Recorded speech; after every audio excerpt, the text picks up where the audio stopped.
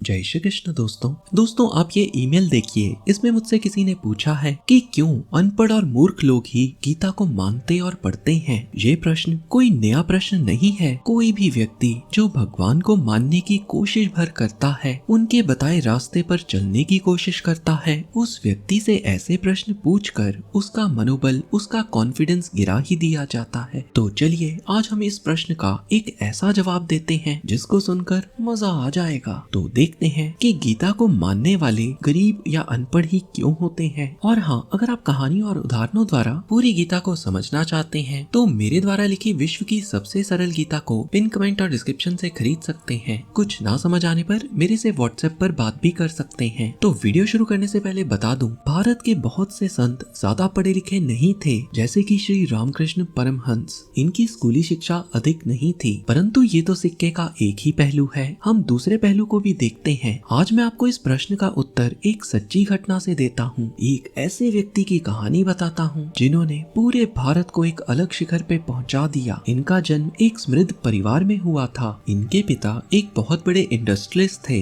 यानी खूब पैसे वाले थे। पढ़ाई में भी ये बड़े अच्छे थे। हायर स्टडीज के लिए ये इंग्लैंड गए। फिर जब दूसरा विश्व युद्ध हुआ, ये भारत लौट आए। डॉक्टर सीवी रमन के अंडर इन्होंने पीएचडी की। भारत की आजादी के समय उस समय कोई सोच भी नहीं सकता था कि हम लोग स्पेस में अपना खुद का सैटेलाइट भेजें, क्योंकि आजादी के बाद गरीबी, अनपढ़ता और बेरोजगारी ने भारत की कमर तोड़ दी थी। परंतु इनका मानना था कि हम लोग विज्ञान के रास्ते पर चलकर ही इन समस्याओं से छुटकारा पा सकते हैं। इन्होंने सबको बताया कि भारत एक कृषि प्रधान देश है। ज्यादातर लोग खेती पर ही निर्भर करते हैं। स्पेस टेक्नोलॉजी की मदद से हम लोग पहले ही मौसम की जानकारी ले सकते हैं और ये सब कृषि में बहुत सहायक होगा और एक आम किसान के लिए वरदान साबित होगा। दोस्तों, इसरो और भारत का सबसे बड़ा मैनेजमेंट इंस्टीट्यूट IIM अहमदाबाद को स्थापित करने का श्रेय इन्हीं को जाता है। तो इन्हीं के जीवन काल से जुड़ी एक सच्ची घटना आपको बताता हूँ।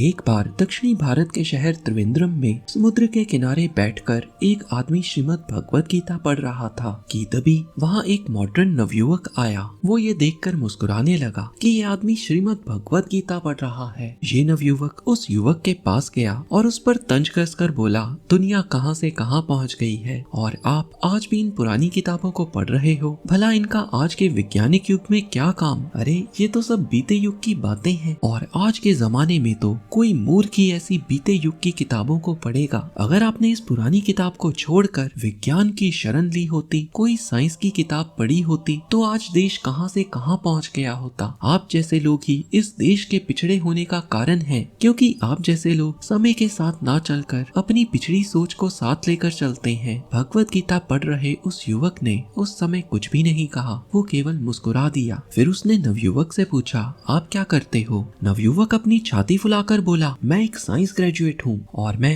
देश के सबसे बढ़िया एटॉमिक रिसर्च सेंटर बाबा एटॉमिक रिसर्च सेंटर में काम करके अपना करियर बनाने के लिए आया हूँ। लड़का बोला, मेरी तो आपको भी विनती है कि आप भी ऐसी किताबों पर अपना समय बर्बाद ना करके कुछ तो वैज्ञानिक सोच, कुछ तो साइंटिफिक टेम्परामेंट रखो, ताकि आप देश के लिए बोझ ना होकर देश के लिए कुछ कर सके। गीता जैसी किताब पढ़कर क्या मिलेगा आपको? व्यक्ति लड़के की बातों को ध्यान से सुनता रहा और फिर वहाँ से जाने लगा। जैसे ही वो व्यक्ति अपनी कुर्सी से उठा, उसके चारों तरफ सिक्योरिटी गार्ड्स आ गए और सिक्योरिटी गार्ड्स ने उसे चारों तरफ से घेर लिया। फिर वो व्यक्ति एक बड़ी सी कार की ओर आगे बढ़ा तो दूर से ही ड्राइवर ने कार का दरवाजा खोल दिया। अब ये देखकर तो नवयुवक घबरा गया। स्पष्ट था ये गीता पढ़ने वाला व्यक्ति भौतिक जगत में भी बहुत सफल था। नवयुवक दौड़कर उस व्यक्ति के पास आया और उससे पूछने लगा, महोदय आप कौन हैं? व्यक्ति थोड़ा मुस्कुराया और बोला, doctor Vikram Sarabhai, chairman of Baba atomic research centre.